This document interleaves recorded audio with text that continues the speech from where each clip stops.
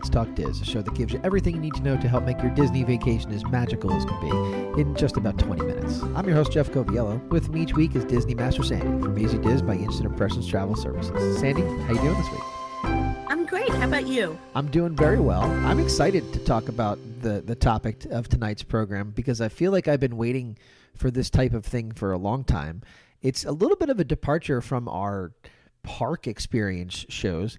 Why don't you go ahead and introduce folks to the experience that you had so that they understand what we're talking about tonight? A departure. Well, that is the perfect word for what I have tonight. Brightline is the new high-speed train in Florida. So it's terrific. It's nice that it's there, but why are we talking about it tonight?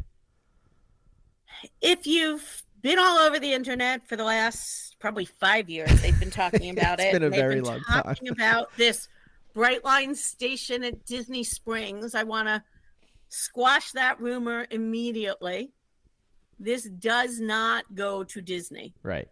The Brightline starts or stops, depending how you want to look at it, at the Orlando airport, and it proceeds down to southern Florida all the way down to Miami. Which is really why we're talking about it tonight, correct? It is because as of just 2 weeks ago, Disney cut the ribbon on their brand new, beautiful second Florida home port in Fort Lauderdale. And if you've looked at a map and considered this and thought about it, it's about a 3.25 hour drive from Walt Disney World down to Fort Lauderdale. I have done that ride more times than I can count. That is where my family lives. So I am super familiar with it. I am very familiar with doing it in torrential rains and when there's accidents and all kinds of things. And so I was excited to have what I hoped was going to be an easy way to get from essentially Disney World. Again, you're going to have to make it back to the Orlando airport, but to right near Port Everglades where the ship's coming in and out of. Well, and let's be clear, right? As somebody that's a travel specialist that plans vacations for people every day, there are plenty of people that do a split stay, that spend some time on land at Walt Disney World and then go take a cruise. And so this becomes a little bit more of a convenient way to get from the area where the domestic parks are in Florida down to the ship. I mean, it just seems to me like that's got to be something that will help your business. Incredibly. And obviously, as I said, it's drivable. There are flights for it. But one of the things that really draws me to Brightline personally is the reliability. It's not impacted by rain or traffic on the highway. It's not impacted by air traffic and takeoff. I mean, I don't think we have anybody who's a listener of our show who can tell me that every flight they've ever taken has landed perfectly on time. No. So I'm glad you brought that up. So let's talk about the logistics in addition to the reliability, it being more reliable than something like air travel. Tell us about the logistics, daily as to what this particular route is. So first of all, there are 16 departures. Okay, that's a lot. Couldn't be more convenient. That feels like a lot.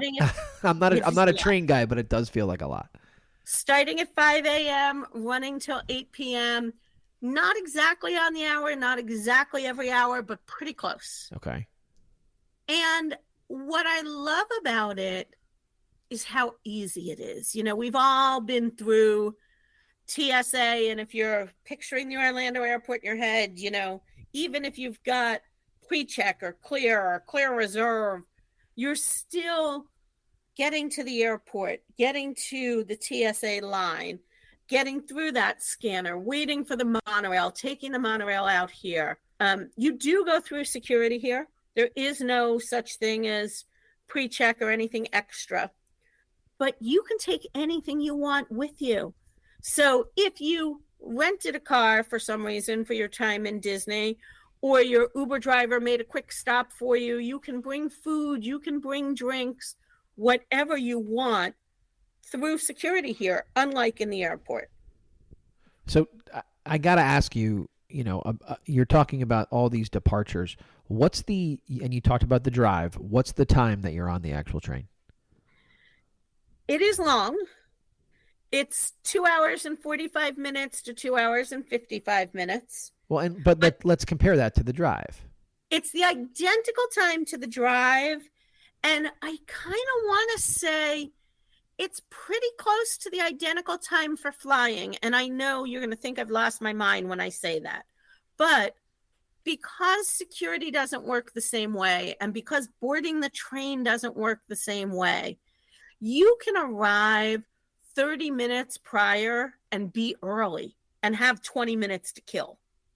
So if you think about your true timeline, if you were to take that flight or you were to drive, it's not going to take you any longer. It's also not going to be any shorter, but you're going to arrive so much more relaxed. And for those of you that need to feel accomplished, you're going to be able to get work done. So for me, because I wasn't the driver, I really am good with my 2 hour and 45 minutes. It's kind of like a flight from New Jersey. I was able to do an hour of work with the complimentary Wi-Fi. Notice that complimentary word. I was able to read on my Kindle for a little bit, have a snack, and fit in a nap. I really used my time wisely there. And so I arrived with things done and feeling good. So that's a really nice thing. Like an airplane, you are going to pick your seats in advance. So the sooner you can purchase your seats, the better you are. There are what I call forward-facing seats and backward-facing seats. If you're somebody prone to motion sickness, that makes a difference to you. Every seat has more legroom than you're ever going to find on a plane. It has a small table that also pulls down from the seat in front of you. That's probably about twice the size of one that you'd find on an airplane. But every cabin on the train also has multiple tables that seat 4 people, and those seats are no more expensive. So they work with 2 classes. They have what they call a smart class. That's going to give you that complimentary Wi-Fi that I mentioned and lots of outlets. Regular outlets, USB outlets, USC outlets, every seat, every table. And those fares, depending on, like an airplane, how many have sold in the time of day, $59 to $119 per person one way. They do have some fare specials sometimes, and they do discount if you are buying 4 or more people. They then also have a premium fare, which for the most part is running about double. It's going to have everything I already said, but a larger seat, complimentary snacks, complimentary beverages. It does even have a lounge in the terminal. And that lounge is going to have food, drinks, for those of you that need to work, a scanner, a printer, and access to those types of things. It also, if you do premium class, will include lift service within a small radius on both ends. Let's digest all of that, because that was a lot, right? You talked about everything from the amount of time that you would be on the actual train to the 2 classes of service that they have. Before we go on to other logistics like where we get on, I do have to go back to the time, because I am somebody who commutes a lot, and we have a lot of our listeners that commute on their daily drive to work every day. And that's how they're listening to us. Correct. And I have to say it, because I'm somebody that also used to commute by train. It's a totally different experience. And so if you're somebody that's like, well, I'll just drive the car down there, and you don't know what kind of accidents you're going to hit, you know what kind of weather you're going to hit, you don't know what anything else is going to be, and you're constantly engaged in what you're doing. Whereas when you get on the train, you're not. This is a luxury train. This isn't like I took the train into Manhattan, because I've done that too. Sure. They have attendants that will come down the aisle, and you can buy, if you're in that smart class, you can buy drinks, you can buy food. In my 2 hours and 45 minutes, they came down the aisle 3 times. Right. You can get up and walk around very easily. There is plenty of space to do that. And I know this is going to sound like a silly thing, but I think it's a huge thing. Probably the largest cleanest bathroom I have ever seen when traveling. It was about 4 times the size of an airplane bathroom. You waved your hand to open the door. So, again, those of you that are concerned about germs in big travel spots, it was easy to get in if you needed to bring a stroller in there with you or a wheelchair, and it had a changing table, the hands-free water and soap. It was just easy, and there is one bathroom in every car, so a much lower ratio than the number of people on the plane. There also is like a little bench seat across from the bathroom. I did see people just kind of hanging out that wanted something different or somewhere a little away from everybody else. So if you have a little one, when you're on a plane, and I love how my doctor will say to me, you should walk up and down the aisle every hour to avoid blood clots. Okay. Listen, I love my orthopedist, and he does tell me that he flies. But let's be realistic. How many people can walk up and down the aisle on a plane? You could easily walk around on this train car all you wanted. The other thing that really surprised me, you can check luggage. You can carry luggage, just like carry-on for an airplane. They do have a rack that you can put bigger bags, but they also have overhead space above every seat that is slightly larger than what we find on an airplane. So it makes it really convenient to travel. And again, I can't stress the level of cleanliness and the friendliness of everybody that I encountered with Brightline. So where do we get it? Right? And we know that it's not at Walt Disney World. You debunked the Disney Springs rumor that was flying for what seems like years. Where do we actually pick up this train? Brightline has its own terminal in Orlando. It is in front of Terminal C. So if you're using one of the shuttle services that's a mass shuttle, you're going to get off at Terminal C, and then there's a little bridge you can walk over. It's literally in front of it by like the 3 car lanes for drop off for Terminal C. If you're doing Uber or Lyft or have somebody driving you, they can drop you off right in front. Be prepared to go up many escalators or take an elevator. You kind of walk in and it's very quiet. You're going to go up to get to that area. Again, I was surprised how quiet it was, how, again, I'm going to keep using that word, clean and well kept. When you're in their terminal, there is a little gift shop, so to speak, where you can buy toys and snacks. There is a bar, but there's plenty of seating, unlike an airport.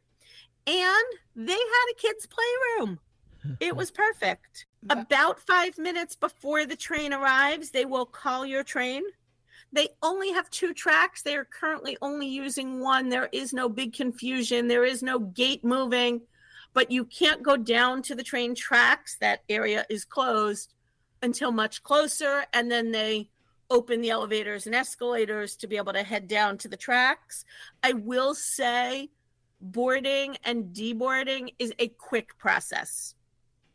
Fort Lauderdale is a main stop for them, so they are there for probably about 3 whole minutes. There are a couple of little cities that they'll stop at beforehand, and they literally announce them and say, we will be stopped for 1 minute. And they were. Well, that's the high speed aspect of it. Yes. The high speed is the stops.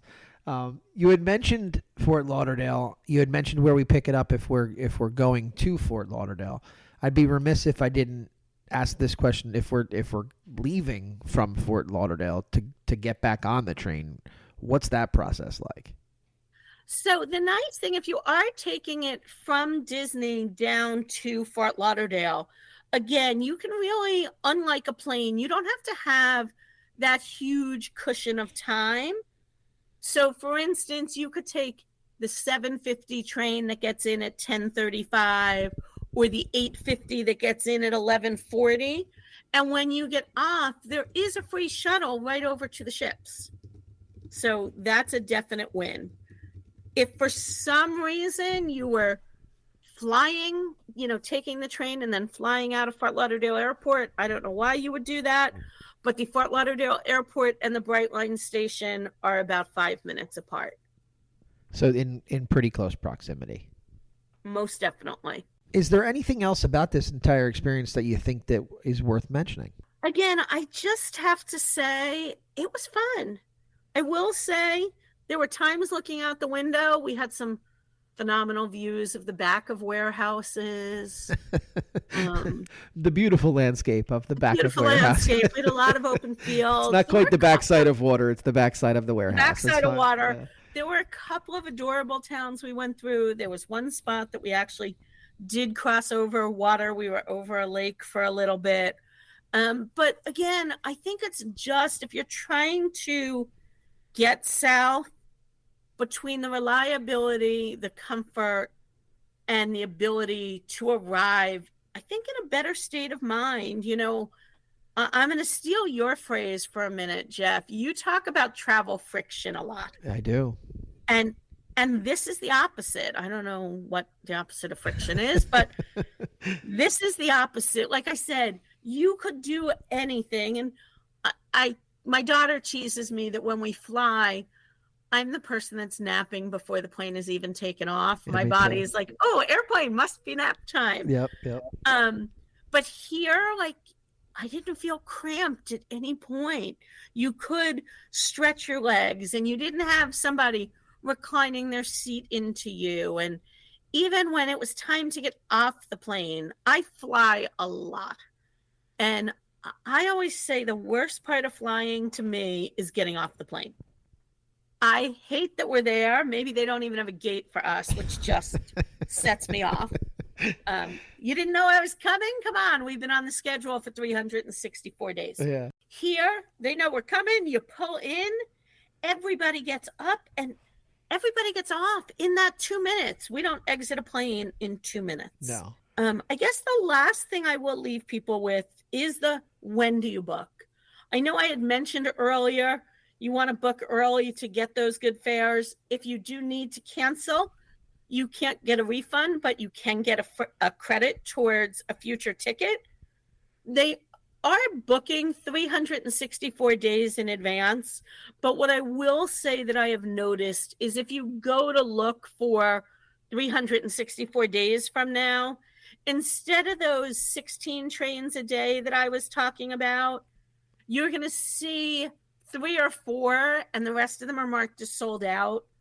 Sold out isn't really the word. They're not on sale yet. Right. They're waiting to make sure that they need 16 trains. So I think 2 months to 6 or 7 months out is a great time to book. Trains were a huge deal to Walt Disney. And so I think it's such a fun little thing to add to a trip if you are intending to do something in the vein of a couple of days at land and a couple of days at sea. It's just a fun little thing that you can tie into your trip, whether you're teaching children about it or whether you're teaching the adults that are traveling with you and want you to stop talking about it. I think it's just a wonderful add-on, and I'm glad you got a chance to experience it. You've sold me. If my mother were still with us, she would be begging to take it because she would never get on an airplane. And I know there are plenty of our listeners that are nodding their heads saying, yes, I don't like air travel either. So thanks for taking the time to take the trip and share the experience with all of us today, and enjoy the rest of the week. Thank you. And I'll leave you with their tagline, which I love. Have a bright and shiny day. It's hard not to when you're in Florida. It's hard not to. That is a wrap this week on Let's Talk Dis. If anyone you know could benefit from this or any show, please share on your Facebook and Instagram for other Disney fans to enjoy. And don't forget to reach out to the folks at Easy Dis by Instant Impressions Travel Services for any Disney destination planning. Make it a great week, and as always, keep making memories.